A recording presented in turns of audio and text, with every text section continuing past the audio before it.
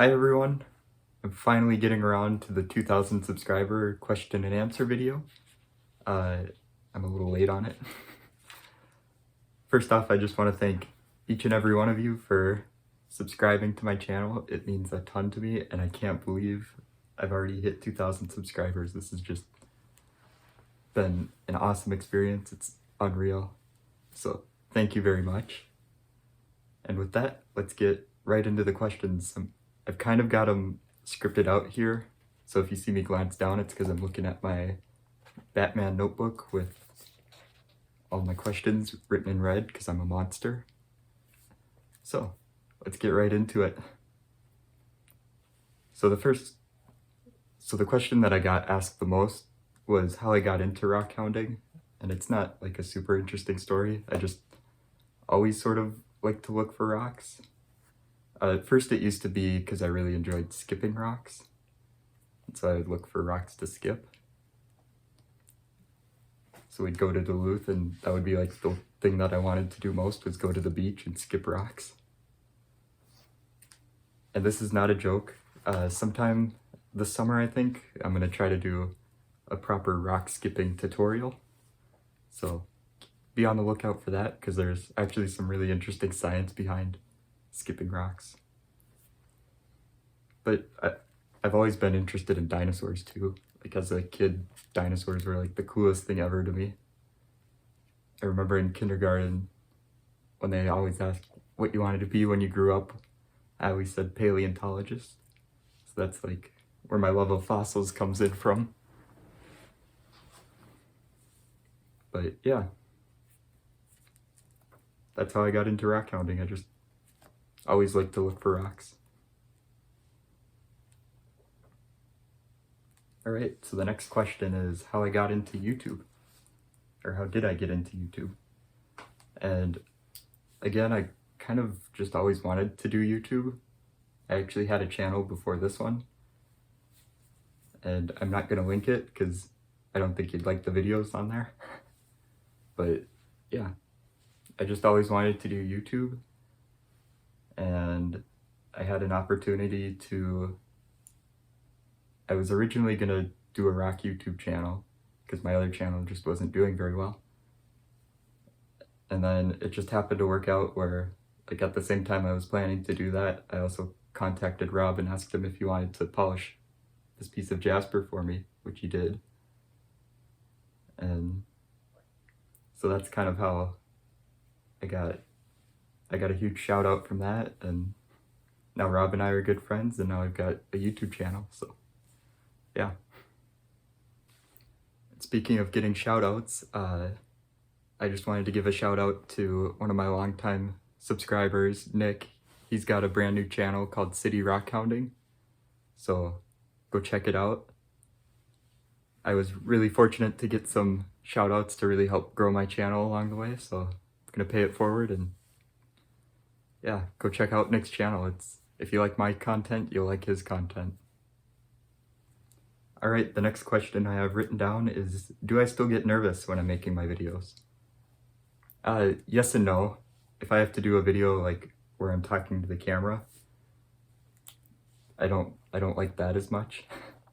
I don't know if you can tell yet, but if I'm doing one like where I'm showing off rocks or whatever, those are fine because the focus isn't on me, it's on the rocks, and you could still like watch the video without my commentary, and it would still be enjoyable. Whereas this, like, you need the commentary, so there's extra pressure to, I don't know, not stutter or have long pauses. So I still get a little bit nervous, but I'm getting better at it. I hate filming my intros though. That's like, I always save that for like at least the middle of the rackhounding trip, or sometimes I'll put it off until the very end. All right. Somebody asked if I make enough off of YouTube to support myself, and I do not. I also asked if not, what my other job is. So I make, if you want to know how much I make off of YouTube, I make about I don't know, $2 or $3 a day. So it's not a ton, but it's $2 or $3 at the end of the day that I didn't have before. And you know, if a video does really well, it makes more money, obviously. So, but my other job that isn't YouTube is I work at Costco. I usually am pushing carts, or it feels like I'm always pushing carts. I work up on the front end, so I'm assisting cashiers. I work in the food court a lot. Kind of all over in the store, honestly. I help stock at night. Yeah. Lots of different jobs there. All right. So speaking of things I do besides YouTube, somebody asked like what my other hobbies are. I really love photography, so all these pictures are mine.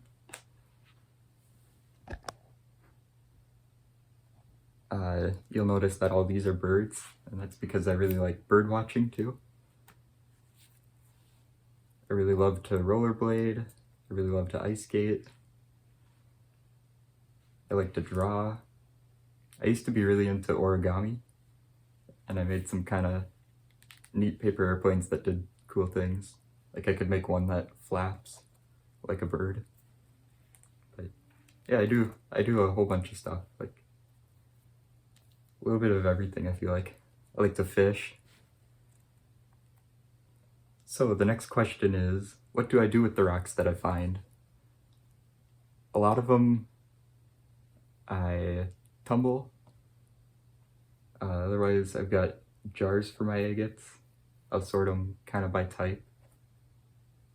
I don't have a beautiful, that's another question, like do I have a display for my rocks? Not really. They're on like the bottom shelf in my room, and my room is really messy, so it's not very pretty. So I will not be showing it. But I do have like some tumbled rocks that are kind of displayed in front of the TV, and like some other rocks. I'll show you that.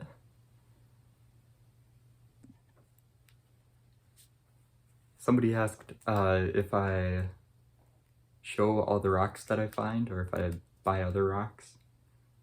And about a week ago I would have said, no, I don't buy any other rocks, but I actually just ordered some Montana moss agates from the rock shed when I bought some polish. So yeah, I'll show those when I'm done tumbling them. But I don't really buy a lot of rocks. I just mostly find them. But yeah, mostly I just tumble them or put them in jars and save them for when I get better equipment, or sometimes just like a jar of agates looks nice. Somebody asked if there are any rocks that I won't tumble, and there are.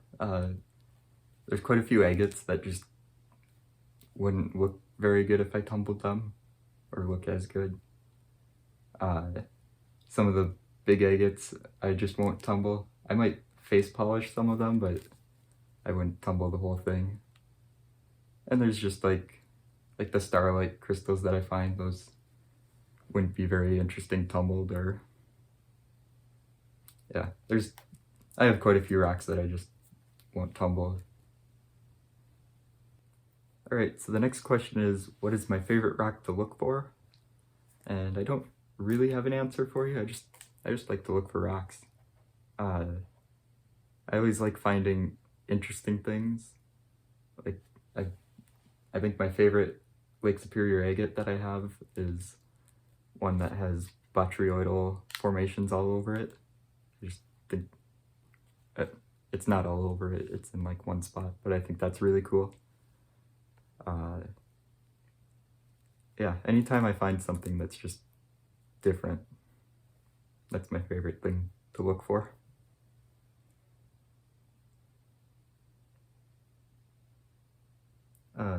Somebody asked what my favorite fossil to hunt is, and I've only looked for fossils in Michigan and then here.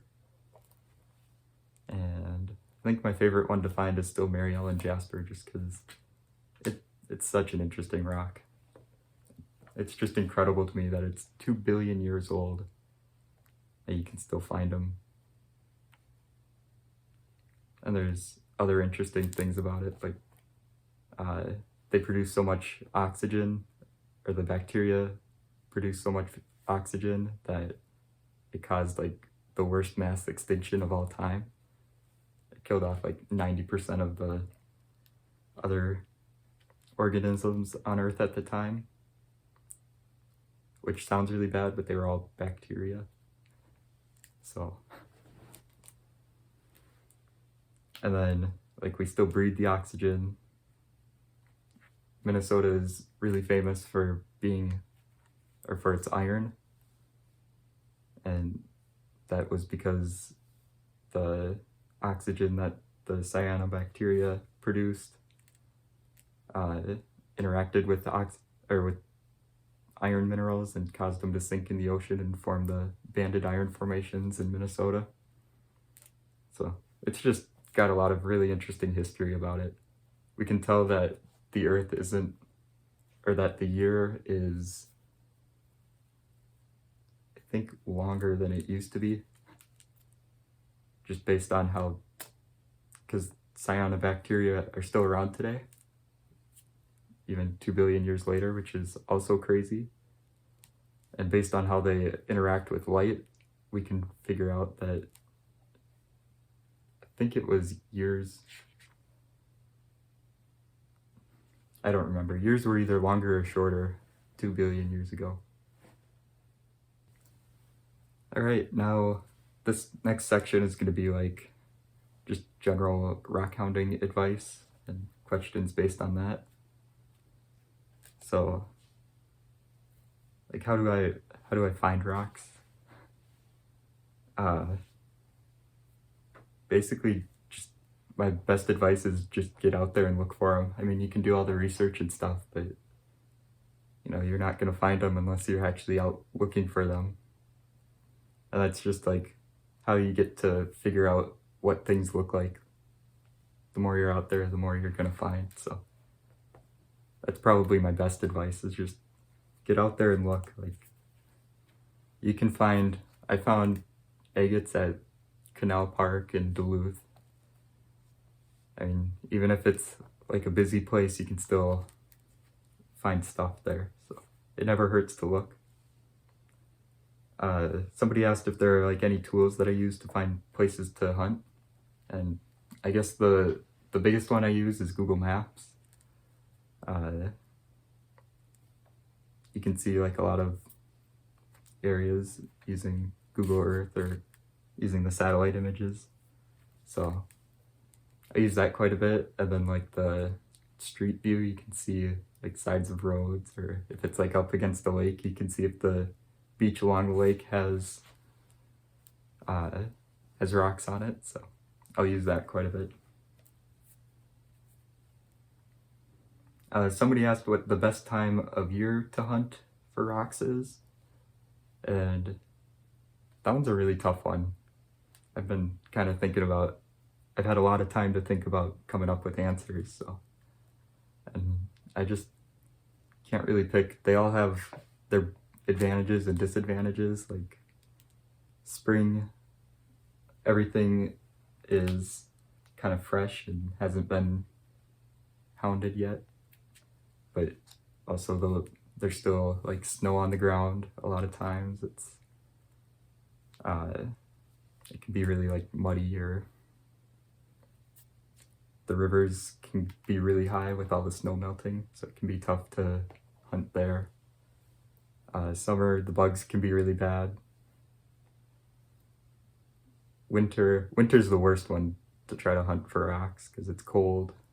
Everything's covered in, at least in Minnesota, in like 2 or 3 feet of snow. So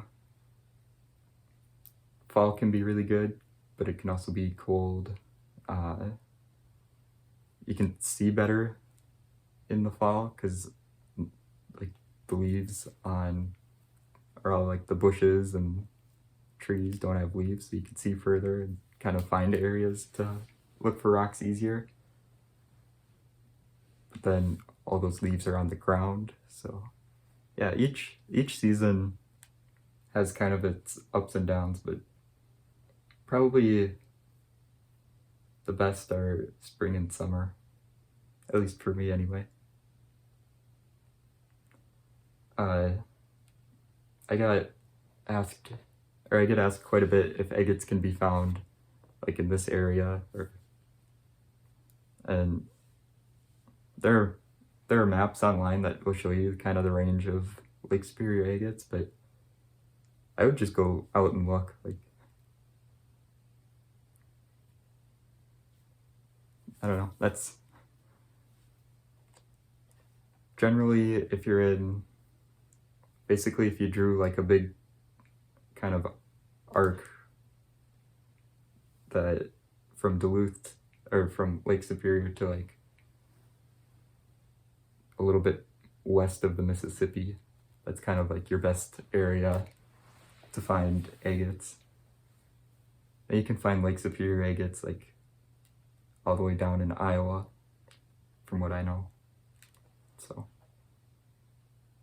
I'll try to find a map and put it up, but you know, if you're not sure, if nothing else, go look for a gravel road and see what's there.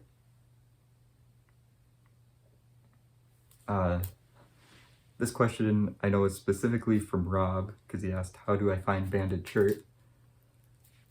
The first step to finding it is get really good at identifying silicates. It was just, that trip was really funny because I just found a ton of it. And the reason that was is because that's what I'm used to looking for. Like jasper and agates are all silicates. And so I could spot those right away because they looked like agates basically. So yeah, that just comes with getting out there more and learning what to look for. And it was kind of funny because he was really good at finding like the pudding stones and the Petoskey stones. I remember there was one time where he found a pudding stone and he's like, did you see that pudding stone that you're standing on? I was like, oh yeah, there it is. So it's just kind of what you're used to finding, I guess. All right, and these last two are both hypothetical questions, but what would be my dream rackhounding adventure, like regardless of budget? And if we go regardless of budget, I'm going rackhounding at the Smithsonian. I think I could find some really cool rocks there.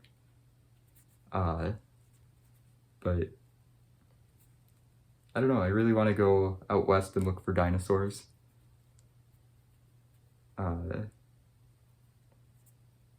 Bucket list rocks include, I want to find like a big quartz crystal that they dig up in Arkansas. Something like that would be really cool. I really want to find a Stegosaurus backplate. Stegosaurus is my favorite dinosaur, and I think that would be really cool to find. I really want to go out to Montana and look for moss agates and petrified wood and all that stuff.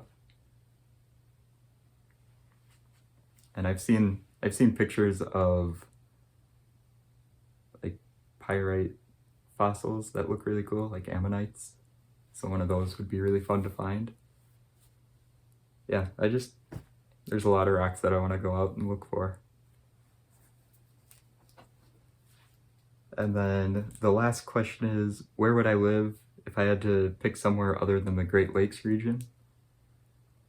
And that's a tough one because the Great Lakes region is like some of the best in the world for interesting rocks. So I would have a really tough time leaving here. But I think I would move out west to like Montana maybe Oregon, because there's cool stuff over there. But probably like Montana. Seems like it. Anyway, yeah, probably Montana seems like it has the most interesting rocks, I guess. Because you've got all the fossils and you've got the moss agates, which I think are really cool. So, yeah.